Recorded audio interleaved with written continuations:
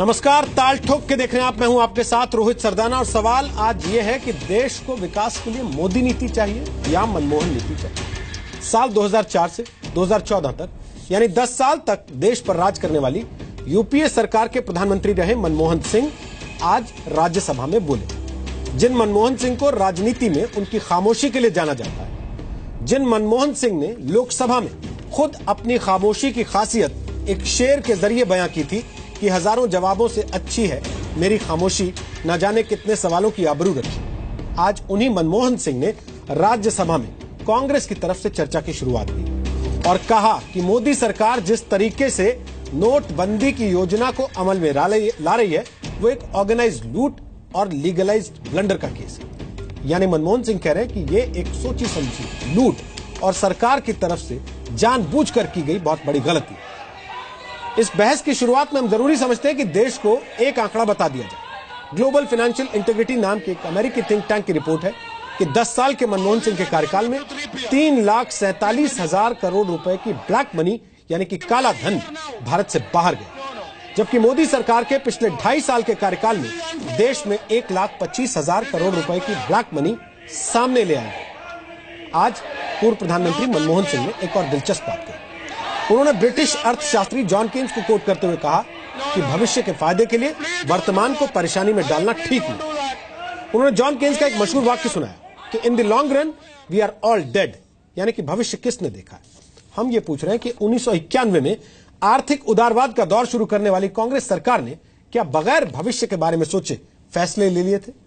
आज हम ये भी पूछ रहे हैं कि काले धन पर आज चुन चुनकर तर्क देने वाली कांग्रेस पिछले 10 साल तक इस मामले में चुप क्यों थी?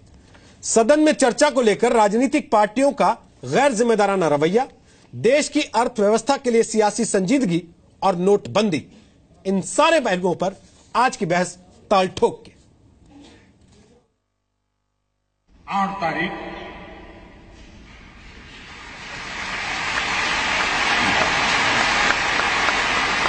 रात 8 बजे देश के करोड़ों लोग सुख चैन की नींद सो गए और देश के लाखों लोग नींद के लिए गोलियां खरीदने जा रहे हैं। गोलियां नहीं मिल रही हैं।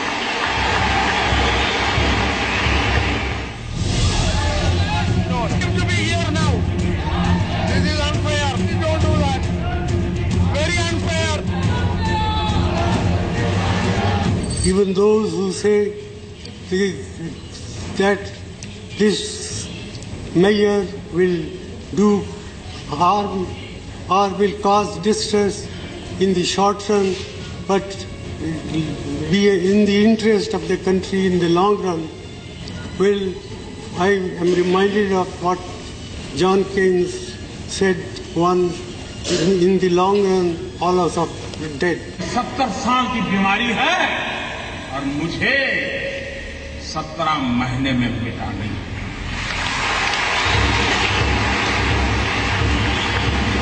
Prime Minister has said that we should wait for 50 days.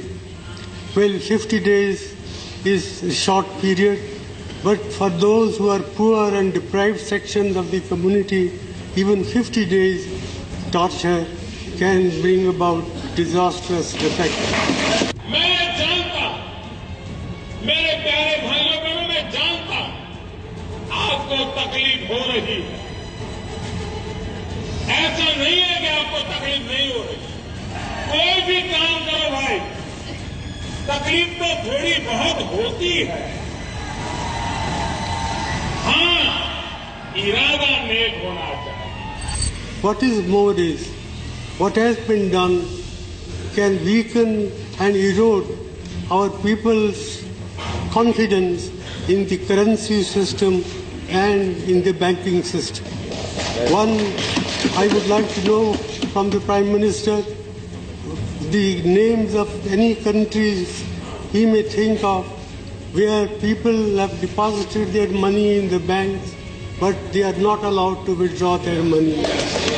किसी देश के इतिहास में ऐसे क्षण आते हैं जब हर व्यक्ति यह महसूस करता है कि उसे भी उस क्षण का हिस्सा बनना है, उसे भी राष्ट्रहित में, राष्ट्र निर्माण में अपना योगदान देना है। The way the scheme has been implemented, it's a monumental management failure, and in fact, it is a case of organized loot and legalized plunder. और पूरे देश ने वो स्कैंडल्स वाली सरकार देखी जिसके दौरान ये ब्लैक मनी जनरेट और क्राइम मनी जनरेट हो रही थी। वो 2G और कॉमनवेल्थ और कोल स्कैम उनको ब्लंडर नहीं लगता था, लेकिन काले धन के खिलाफ क्योंकि सख्त कदम उठाए गए हैं, उस सरकार का मुखिया जो 2004 से 14 तक थी, उनको ये ब्लंडर लग गया। ताल ठोक के आज का पहला सवाल, देश को मोदी नीति चाहिए या मनमोहन नीति? दूसरा सवाल, राज्यसभा में बहस के लिए हां तो लोकसभा में ना क्यों? तीसरा सवाल, काले धन पर 10 साल तक क्यों मौन रहे मनमोहन? चौथा सवाल, मोदी पर मनमोहन को सामने लाकर वार करने वाली कांग्रेस काले धन पर ईमानदार क्यों नहीं है? और ताल ठोक के आज का पांचवा सवाल, काले धन के खिलाफ जिस कदम को सरकार क्रांतिकारी कह रही है, कांग्रेस के लिए वो लूट कैसे है? तो आपको बता दें, आज हमारे साथ बात करने के लिए 2 राजनीतिक पार्टियों के प्रतिनिधि हैं और 2 अर्थशास्त्र से जुड़े एक्सपर्ट्स। हमारे साथ श्रीकांत शर्मा हैं, जो कि भारतीय जनता पार्टी के प्रवक्ता हैं, पार्टी के राष्ट्रीय सचिव हैं, मीडिया में बीजेपी और सरकार का पक्ष रखते हैं। हमारे साथ जयवीर शेरगिल हैं, जो कि कांग्रेस पार्टी के प्रवक्ता हैं, युवा नेता हैं, सुप्रीम कोर्ट में वकालत करते हैं, पंजाब कांग्रेस लीगल सेल के वो कोर्ट चेयरमैन भी हैं। स्वागत है आपका भी। हमारे साथ विजय सरदाना है, जाने माने अर्थशास्त्री हैं, पोल्ट्री फेडरेशन ऑफ इंडिया के एडवाइजर हैं, एग्री बिजनेस कमेटी के को चेयरमैन रह चुके हैं। और हमारे साथ प्रोफेसर वी उपाध्याय हैं, जो कि अर्थशास्त्री हैं, जिनका मानना है कि विमुद्रीकरण के फैसले से भारतीय अर्थव्यवस्था को नुकसान होगा, फायदा नहीं, जैसा कि प्रचार किया जा रहा है। आप सबका स्वागत है आज के इस कार्यक्रम में। सबसे पहले जयवीर शेरगिल, मैं आपसे ये चीज पूछना चाहता हूं। मनमोहन सिंह ये कह रहे हैं कि भविष्य किसने देखा है, आप भविष्य के लिए वर्तमान को परेशानी में नहीं डाल सकते, और ये वही मनमोहन सिंह हैं जिन्होंने 1991 में भविष्य के द्वार खोलने का ऐलान किया था कि भविष्य बेहतर होगा, इसलिए हम दरवाजे खोल रहे हैं। देश ने उन पर भरोसा किया, भविष्य बेहतर होने की दिशा में उनका और सरकार का साथ दिया। आज वही मनमोहन सिंह किस मजबूरी के तहत खुद एक ऑब्स्टेकल बनना चाहते हैं अपनी पार्टी के साथ?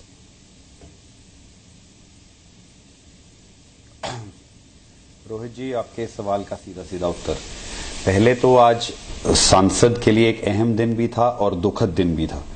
अहम इसलिए कि 14 दिन अपना निर्णय की घोषणा करने के बाद और तकरीबन 1 सप्ताह के सांसद के शुरू होने के बाद प्रधानमंत्री, माननीय प्रधानमंत्री ने आज वहां ये उचित समझा कि विपक्ष, जो इस देश की 70% जनता की प्रतिनिधि है, उस संसद में अपने चरण रखें।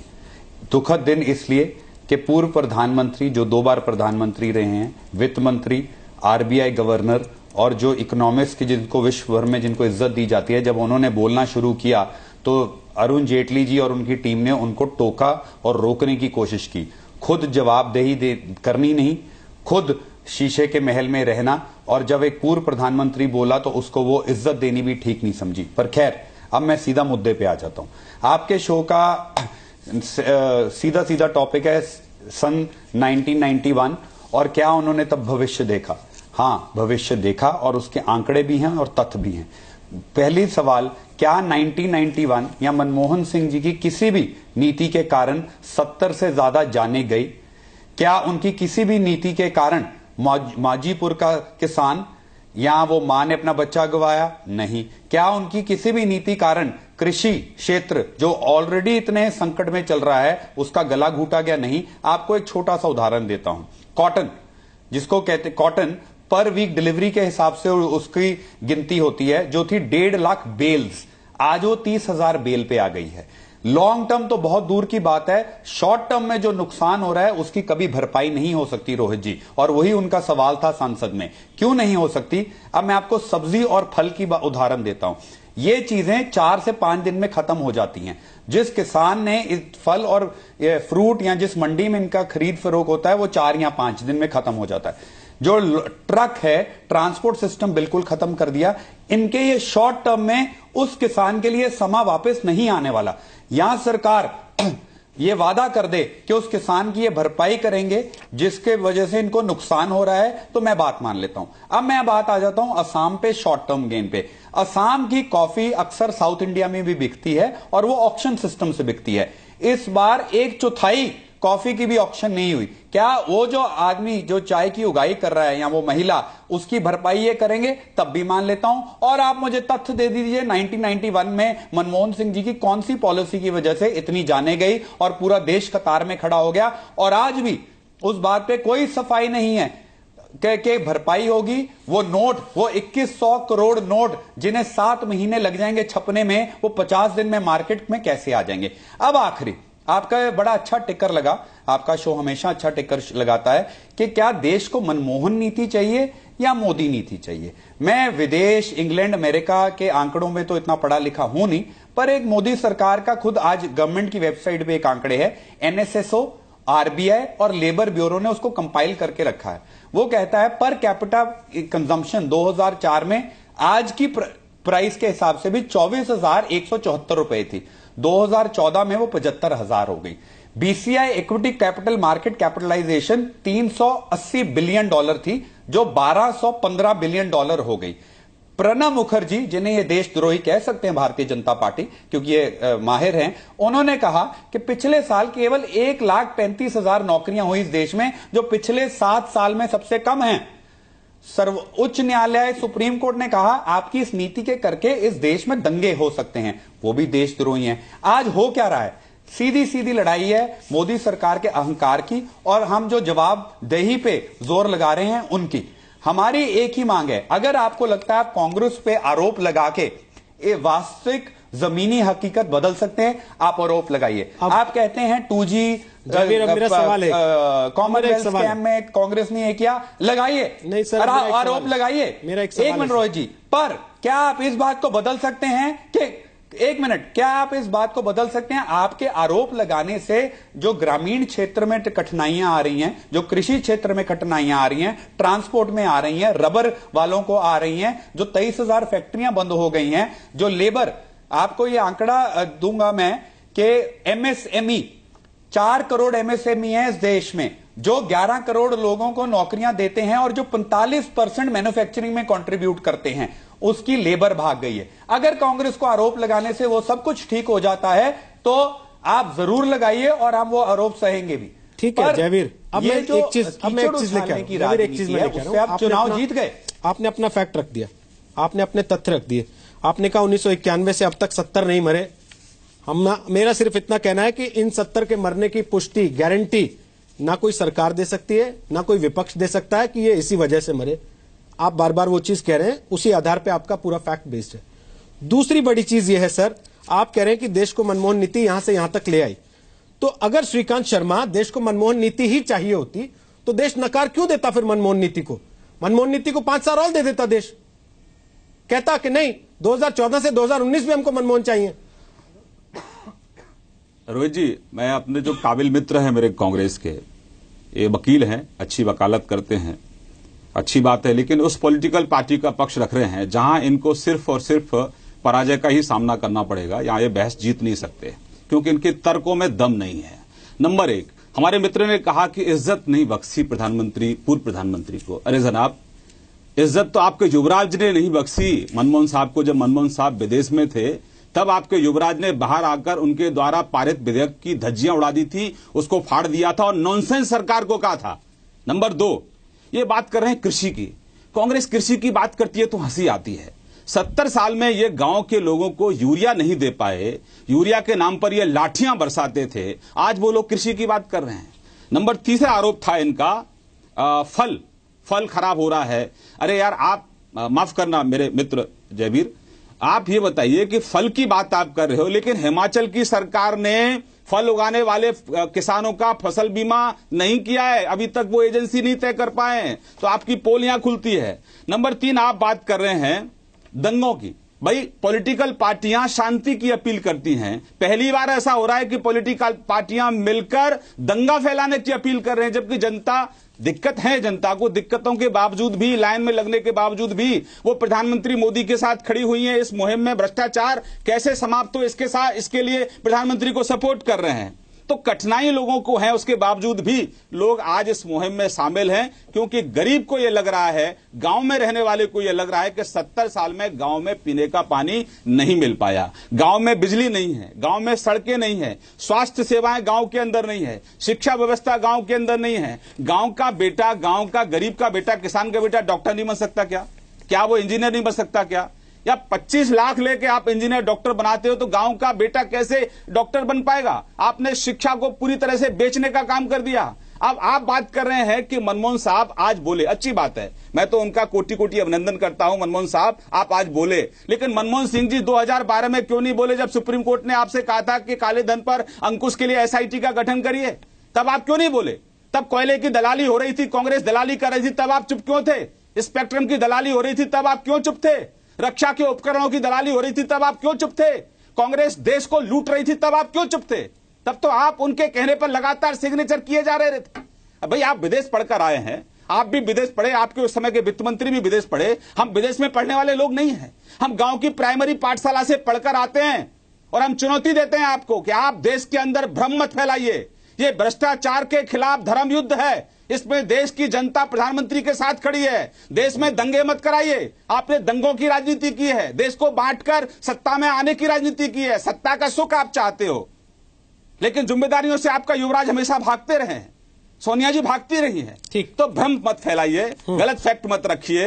अगर मनमोहन साहब को अगर चिंता थी तो फिर इतने स्कैम क्यों हुए, लगातार घोटाले क्यों हुए? हमारी सरकार में 2.5 साल में एक घोटाला नहीं हुआ, एक चवन्नी का 10 पैसे का आरोप हमारी सरकार पर आप नहीं लगा सकते। यहीं पर पता लगता है कि देश की प्राइमरी पाठशाला में पढ़ा व्यक्ति जब देश का प्रधानमंत्री बनता है तो गरीब की बात करता है, ठीक है, और गरीबी इस देश से कैसे समाप्त हुए उसकी चिंता करता है। ठीक। और विदेश में पढ़ने वाले लोग 10 साल तक इस देश को गड्ढे में डुबाते रहे, लुटाते रहे। और जो फैसला सरकार ने आज लिया है रोज जी, उसकी तारीफ दुनिया के अंदर हो रही है। विदेशों के लोगों के उदाहरण आज प्रधानमंत्री, पूर्व प्रधानमंत्री दे रहे थे। ठीक है, ये विदेशों की बात आज ये भी कर लो कि अमेरिका में, ब्रिटेन में, चाइना में, सब जगह इस फैसले का स्वागत हो रहा है और गांव का गरीब भी इसका स्वागत कर रहा है। जहां तक किसानों की बात कर रहे हैं, नाबार्ड के माध्यम से 21,000 करोड़ गांव के किसान के लिए रखा गया है। और रोहित जी, मैं एक और अपने मित्र को और आपको निवेदन करना चाहता हूं, गांव के किसान को किसी की जरूरत नहीं है, उसके फेस की वैल्यू इतनी ज्यादा है कि वो 6 महीने का उधार बीज भी लेता है, खाद भी लेता है, और जब खाद और बीज के बाद फसल तैयार होती है, सरसों बेचकर, गेहूं बेचकर, वो पहले अपना कर्ज अदा करता है और उसके बाद जो बचता है वो अपने बच्चों के लिए ले जाता है। तो कांग्रेस को कम से कम किसान से ही सीख लेनी चाहिए। ठीक है सर, कि इतने बड़े स्कैम करने के बावजूद भी इनके अंदर नैतिकता कहां से आ जाती है इतनी बड़ी बातें करने की। ठीक ठीक ठीक ठीक। अब थोड़ा सा रुक के ये बताते हुए कि अभी ताजा रिपोर्ट ये कहती है कि देश के केवल 1% लोगों के हाथ में इस देश की 58% कमाई है, और इस देश में किसान आज परेशान नहीं है अकेले। इस देश का किसान पिछले 70 साल से आत्महत्याएं कर रहा है, फांसी लगा रहा है, कर्जे के बोझ तले दब के मर जा रहा है। और जहां तक लाइन लगने की बात है तो हमने गैस सिलेंडर की लाइनें देखी है, हमने राशन कार्ड के लिए लाइनें देखी हैं, फिर राशन कार्ड लेके राशन लेने के लिए लाइनें देखी हैं, हमने टेलीफोन लगवाने के लिए लाइनें देखी, हमने लाइसेंस लेने के लिए लाइनें देखी हैं। लेकिन इस सबके बावजूद प्रोफेसर भारद्वाज, प्रोफेसर उपाध्याय साहब, सॉरी माफी चाहता हूं, गलत नाम लिया, प्रोफेसर उपाध्याय साहब, मैं एक चीज आपसे समझना चाहता हूं, काले धन का मामला क्या है? क्योंकि ग्लोबल फाइनेंशियल इंटेग्रिटी दिसंबर 2015 की रिपोर्ट है सर, थिंक टैंक है अमेरिकन, वो ये कहता है कि ब्लैक मनी का आउटफ्लो 3,47,000 करोड़ रुपए था, देश से बाहर चला गया 2004 से 2013 के बीच। और सरकार हमारी कहती है मौजूदा भारत की कि 1.25 लाख करोड़ ब्लैक मनी को हमने ओपन कर दिया, सार्वजनिक कर दिया। क्या इससे दोनों सरकारों की नीतियों में फर्क नजर नहीं आता? पोल नहीं खुलती है क्या?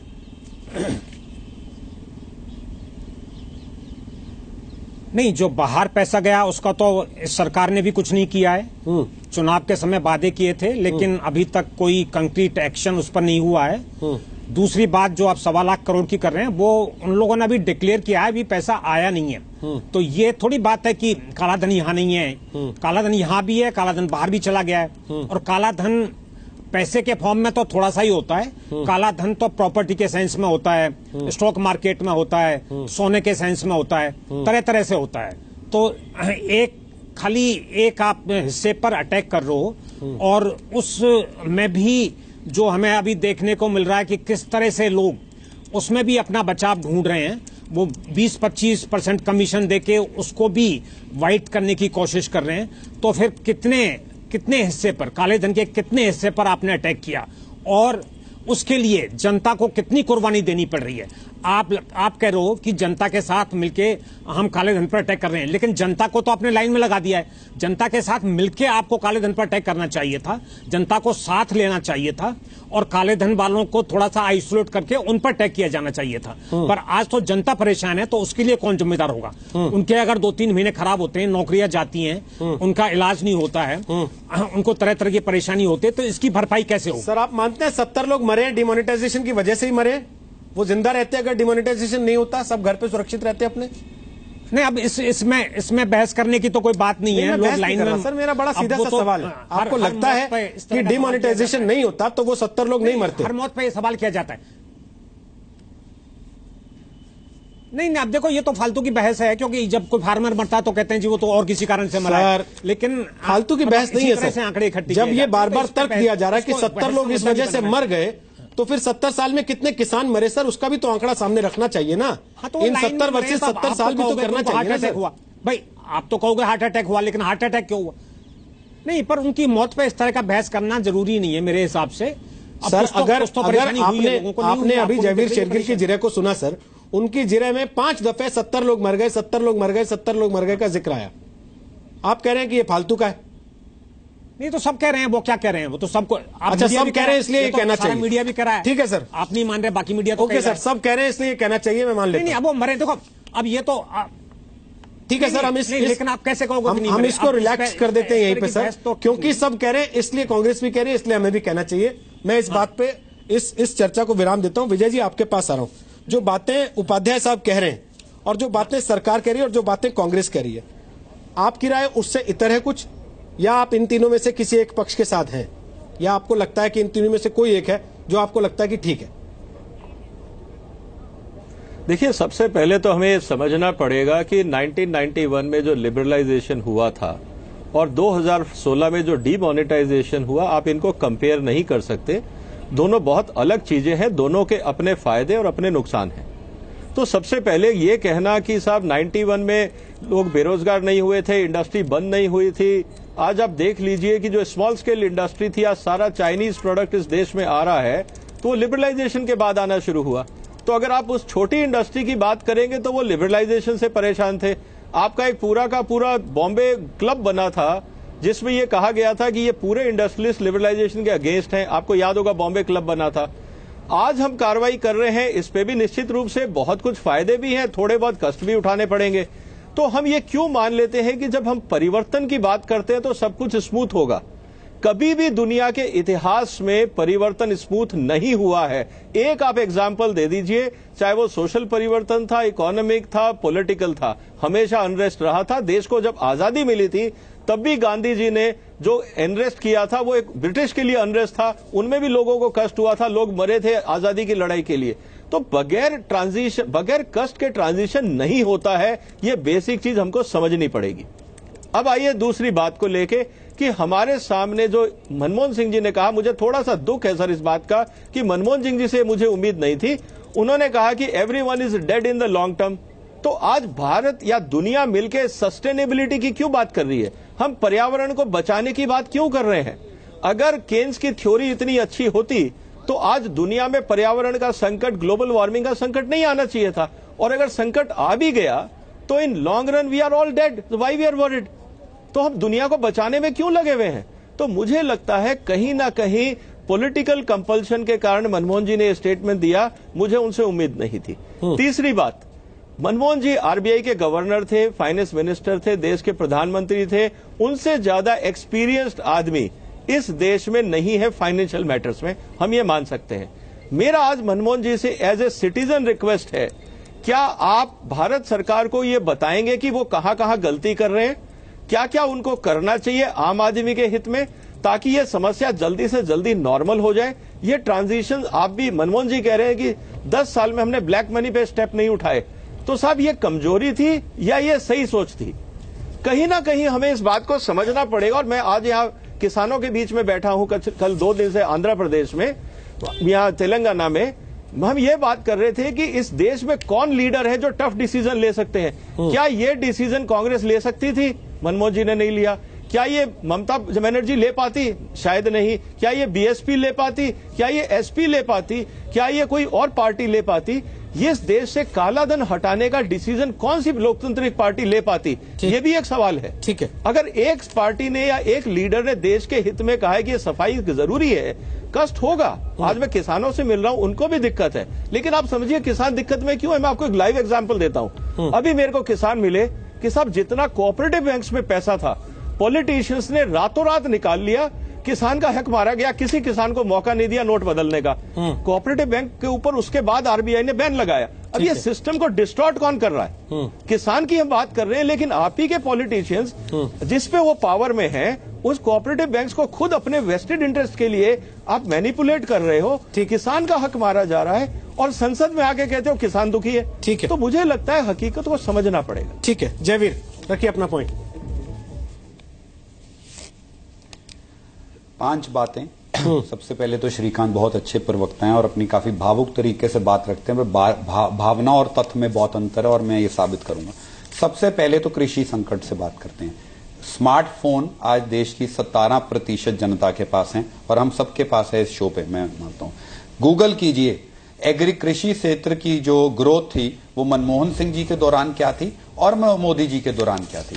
4% से ऊपर तब थी। सर मैंने टोका नहीं था पहली बार में, लेकिन अब मुझे लगता है साथ साथ टोका टाकी करनी पड़ेगी। आपने कहा स्मार्टफोन, कल आप लोग कह रहे थे और सुबह संसद में कह रहे थे इस देश में कितने लोगों के पास स्मार्टफोन है जो नमो ऐप पे सर्वे करा रहे। आज आप कह रहे हैं कि स्मार्टफोन हर हाथ में है। हाँ, आगे बढ़िए रोहित जी। अच्छी बात की आप मेरी बात, क्योंकि आप सुनना नहीं चाहते थे। मैंने उसमें एक आंकड़ा और भी दिया था। इस देश की 17% जनता के पास है। आप टेप रिवाइंड कीजिए और अपने शो पे चलाइए। मैंने कहा इस देश की केवल 17% जनता के पास स्मार्टफोन है। मैंने ये बोला आपके शो पे। तो पहले वो जो बात ठीक है वो ठीक रखिए, पहली बात। दूसरी बात, जो मोदी सरकार का ये काले धन के प्रति अभियान है और ये जो प्रधानमंत्री मसीहा बनते हैं वो भी झूठा है। कल सुप्रीम कोर्ट, जिनको सरकार फिर देशद्रोही कह सकती है, उन्होंने कहा भैया पिछले 2.5 साल में लोकपाल की नियुक्ति क्यों नहीं हुई? क्योंकि इनको डर था कि व्यापम स्कैम, चिक्की स्कैम, पैनामा पेपर ना खुल जाए। जो सरकार काले धन, करप्शन को लेके इतनी गंभीर है, वो एक ऐसा संस्था जो इंस्टीट्यूशन बना था लोकपाल, उसकी नियुक्ति नहीं करती पिछले 2.5 साल से, और आज वो करप्शन की बात करने चले हैं। और तीसरा, अब आ जाती है कि मनमोहन सिंह जी ने 10 वर्ष में पिछले कुछ नहीं किया। शायद हम भूल गए हैं और ये पेपर संसद में भी आया, अरुण जेटली जी के सामने भी आया। 81 इंफॉर्मेशन एक्सचेंज एग्रीमेंट जिनके बिना पे आज बाकी देशों से सूचना आ रही है, वो कांग्रेस सरकार ने की थी। श्रीकांत ने एसआईटी की बात की, हाई नेटवर्क कमेटी बिठाई गई थी जिसके 11 मेंबरी सदस्य थे और सुप्रीम कोर्ट ने कहा था हाई नेटवर्क कमेटी नहीं एसआईटी बनाए, और हमारा कहा था नहीं, इसमें हर ईडी सीबीआई का सदस्य है, हमारे हिसाब से ये होनी चाहिए। तीसरा, सरकार आयकर भवन का आंकड़ा आया कि ये आईडीएस स्कीम में 1,28,000 करोड़ की घोषणा हुई। मैं इनको बता दूं, 2012 और 13 में 1,33,000 करोड़ की घोषणा हुई थी। तो ये कालाधन की बात कर देता हूं। अब मैं आ जाता हूं, आम आदमी की बहुत बात की, कांग्रेस ने ये कर दिया। श्रीकांत जी, आज दाल का भाव क्या है? 200 रुपए से ऊपर। पेट्रोल की ग्लोबल प्राइसेस के हिसाब से कोई तालमेल नहीं कीमतें खा रही। आम आदमी ये जीडीपी नहीं खाता किचन में बना के, वो खाता है सब्जी। भिंडी 97% आपके राज्य में बढ़ गई है, भिंडी। टमाटर भी बढ़ गया है, आपको पता होना चाहिए। और आज आप बात करते हैं आम आदमी और कृषि की, और सुप्रीम कोर्ट का वकील हूं, आप जानते हैं, एक याचिका डली थी सुप्रीम कोर्ट में फार्मर सुसाइड पे। 2015 में 38% इंक्रीज है फार्मर सुसाइड में। मैं पंजाब से हूं, गर्व होता था मुझे वहां के किसान में। पहली बार इतिहास में हुआ है, जनवरी 2016 से लेके मई 2016 तक 136 किसानों ने आत्महत्या की है, जो हमारे देश का गर्व था। विदर्भा में 3,228 किसानों ने सुसाइड किया है, जो 36% ज्यादा है कांग्रेस की सरकार से। और आज आपका दिल धड़क रहा है कि उसके लिए। और रोहित जी, आप बार बार कह रहे हैं कि वो 70 लोग कैसे मरे। आपके हाथ में पुलिस है। एक मां ने बयान दिया, मेरा बच्चा मर गया क्योंकि हॉस्पिटल ने पैसे नहीं लिए। आप उस पर एफआईआर कीजिए, आप जांच कीजिए वो कैसे मरा है। कल रात को माजीपुर में किसान मरा है क्योंकि अपनी बेटी के लिए शादी के पैसे नहीं जोड़ पाया इस लिमिटेशन पे लिए। आप उस पर एफआईआर कीजिए, आप जांच कीजिए, कौन रोक रहा है। अगर हम ये कहते हैं कि वो 70 लोग जो मरे हैं उनकी आप इंक्वायरी करवाइए, हमारी बात पे ना आ जाइए। उसमें भी आपको झिझक है, क्यों? क्योंकि आप जानते हैं आपका पर्दाफाश हो जाएगा और यही असलियत है। और आखिरी बात, अगर पर्दाफाश हो जाएगा जयवीर, ये श्रीमान अगर पर्दाफाश हो जाएगा, एक मिनट आंकड़े हैं, आखिरी सिर्फ 5 second, just give me 5 second जी, just give me 5 second, just give me 5 second. Rohit ji, आखिरी कोऑपरेटिव बैंक की बात कर रहे हैं। आज पूरा ध्यान है मनमोहन सिंह जी के कोर्ट पे। मनमोहन सिंह जी ने माननीय प्रधानमंत्री से बहुत रिस्पेक्टफुली पूछा कि मैं टोक नहीं रहा हूं कि स्कीम में क्या होना चाहिए था, पर जो कमियां आप उसको पूरा कीजिए। और मेरा एक सवाल है, किस देश में, पूरे विश्व में किस देश में अपने ही पैसे निकालने पे, टैक्स पेड मनी पे रोक है? इसका उत्तर भी दे दीजिए। तो ये सवाल का जवाब नहीं मिला और प्रधानमंत्री सांसद छोड़ के चले गए। कोऑपरेटिव बैंक की आखिरी बात करता हूं। मैं जानता हूं आंकड़े, यूबीसी अर्बन जो कोऑपरेटिव बैंक है और एग्रीकल्चर क्रेडिट सोसाइटीज हैं, वो 10 लाख करोड़ का डिपॉजिट है। पहले दिन हमने आनंद शर्मा जी ने मांग की थी, उनको ये हक दिया जाए कि वो नोट बदलें। अगर आपको लगता है वहां घपला हुआ है, वहां भी जांच कराइए। उनको नोट बदलने का हक केंद्रीय सरकार के हाथ में है, तो क्यों नहीं दे रही? सर, मेरा सवाल बड़ा सीधा है। तो आज ये कृषि संकट पहले अपना देखिए तो सही, कृषि संकट के आंकड़े क्या हैं? आम आदमी दाल किस कीमत पे खरीद रहा है, फिर यहाँ ज्ञान दीजिए। अगर देश इतने संकट के दौर से गुजर रहा है, लोग लाइन में खड़े मर जा रहे हैं, तो लोग सड़क पे आ जाते, लाइन में ना खड़े रहते। बहरहाल, अगर आपके पास इतने आंकड़ों से लैस हैं, तो आप लोग संसद में क्यों नहीं बोलते? सर, संसद से क्यों भाग खड़े होते हैं? संसद में क्यों शोर मचाते हैं, क्यों हंगामा करते हैं? आज तो सुप्रीम कोर्ट भी गलत है जब वो कहता है देश में दंगे हो जाएंगे। रोहित जी, सर, सुप्रीम कोर्ट की पूरी बात आपने सुनी थी, आप तो वकील हैं, बताइए। बिल्कुल सुनी थी मैंने। आप इस बयान को एट्रीब्यूट कर रहे हैं, डली हुई है, आप इस बयान को एट्रीब्यूट कर रहे हैं चीफ जस्टिस ऑफ इंडिया को कि उन्होंने कहा था देश में दंगे हो जाएंगे, बतौर वकील और बतौर प्रवक्ता? उन्होंने कहा था जैसी स्थिति चल रही है, अगर ये जैसे ये स्थिति चल रही है, अगर ये काबू में नहीं आई तो आगे जाके कठिनाइयां होंगी and there will be rights. ठीक है सर, आप एट्रीब्यूट कर रहे हैं, मैं मान लेता हूं क्योंकि आप वकील हैं। लेकिन श्रीकांत शर्मा, अगर इतने सारे तथ्य कांग्रेस के पास हैं और आखिरी रोहित जी, इतनी सारी रोहित जी आखिरी, सॉरी, चर्चा संसद में, सर प्लीज जयवीर, अगली बार वापस आऊंगा तब बोलिएगा। श्रीकांत, ये सारी चर्चा संसद में क्यों नहीं होती जो टीवी पे हो जाती है? जहां होनी चाहिए वहां से क्यों भाग खड़े होते हैं? वहां यह क्यों कहा जाता है कि ऐप पे आप राय ले रहे हैं, चुने हुए सांसदों की राय नहीं ले रहे? देखिए रोहित जी, कांग्रेस के जो नेता हैं राहुल गांधी जी, वो पहले दिन से आप देखिए उनको वो कंफ्यूज हैं और इसलिए संसद ना चले, संसद में कार्रवाई को कैसे बाधित किया जाए। पहले दिन ही इनका था कि भाई चर्चा होनी चाहिए, हम चर्चा के लिए तैयार थे। आनंद शर्मा साहब ने जो बोलना था बोले। अब भाई आप सिर्फ एक तरफा बोलते रहेंगे, सरकार का जवाब तो आपको सुनना चाहिए।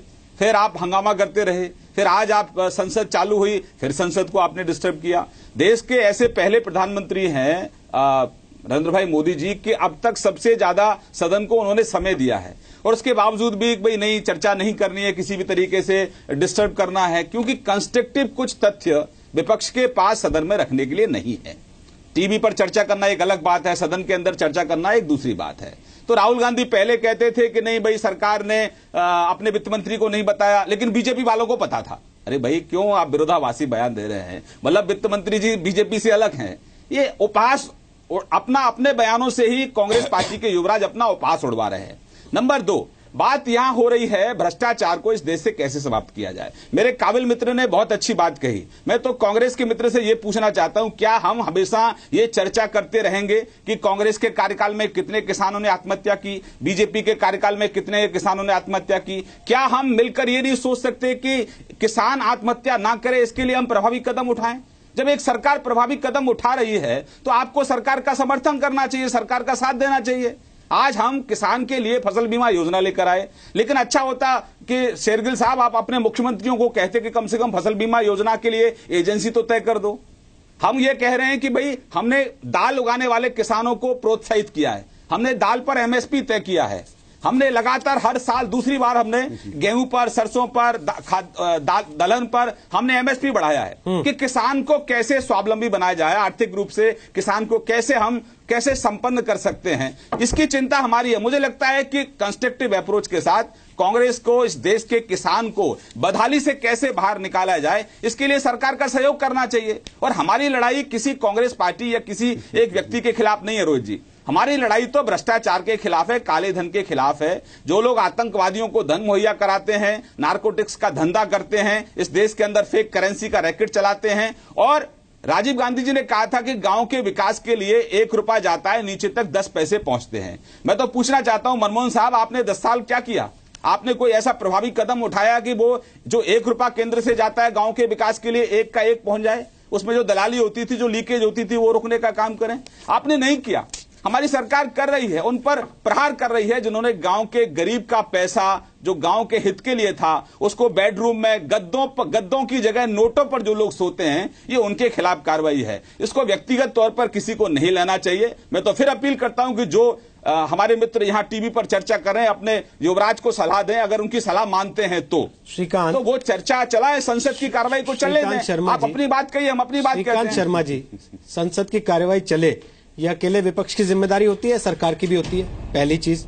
और तो अगर विपक्ष आपको यह याद दिला रहा है कि साहब 2G ने आपने हमें घुटनों पे ला दिया था कि प्रधानमंत्री को बैठाइए तब चर्चा करेंगे, इसलिए हम भी आपको घुटनों पे लाना चाहते हैं, प्रधानमंत्री को लाइए चर्चा करेंगे, तो आपने क्यों नहीं बैठा दिया प्रधानमंत्री को? आज दोपहर बाद भी होने देते चर्चा, जब सुबह से शुरू हो गई थी। तो आप विजुअल्स देखिए, अपने प्रधानमंत्री सदन में थे सर, दोपहर बाद की बात कर रहा हूं। कह रहे हैं कि चर्चा में प्रधानमंत्री भाग लेंगे। सर मैं दोपहर बाद नेता सदन कह रहे हैं, उसके बावजूद भी गुलाम नबी साहब कह रहे थे कि भाई सिर्फ सरकार इतना आश्वासन दे। जब सरकार ने आश्वासन दे दिया, उसके बावजूद भी गुलाम नबी साहब चले गए। क्यों चले गए भाई?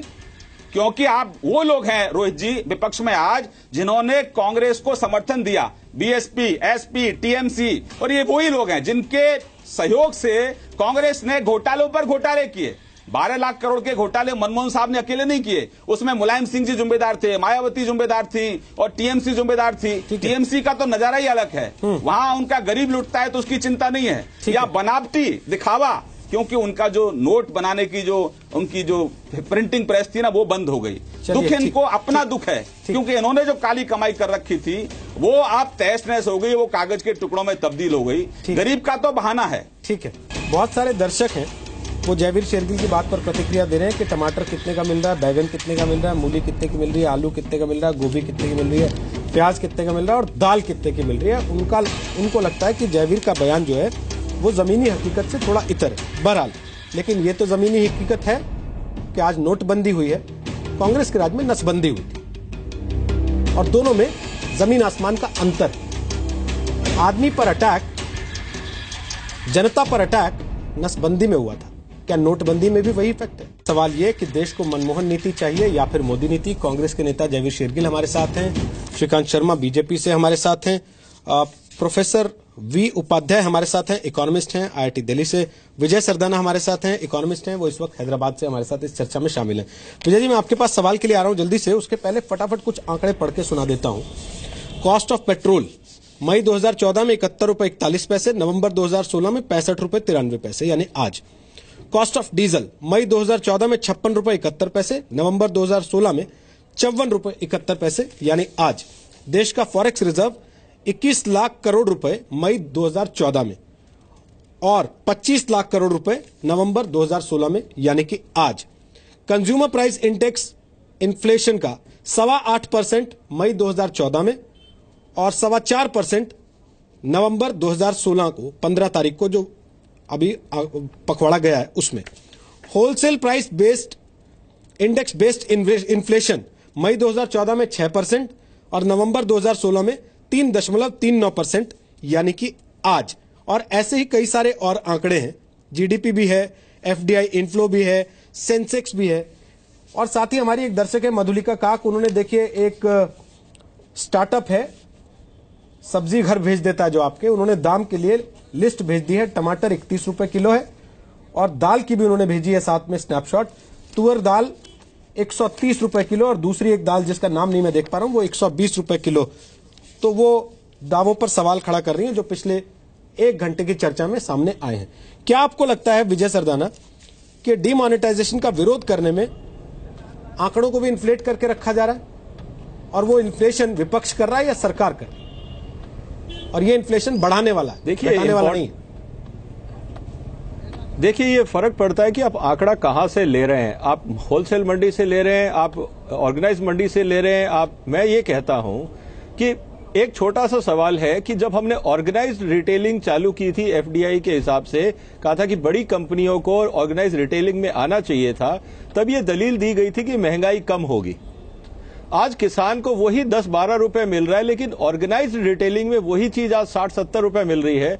तो क्या ऑर्गेनाइज्ड रिटेल की जो पॉलिसी सरकार लाई थी, कांग्रेस सरकार, क्या उससे महंगाई कम हुई?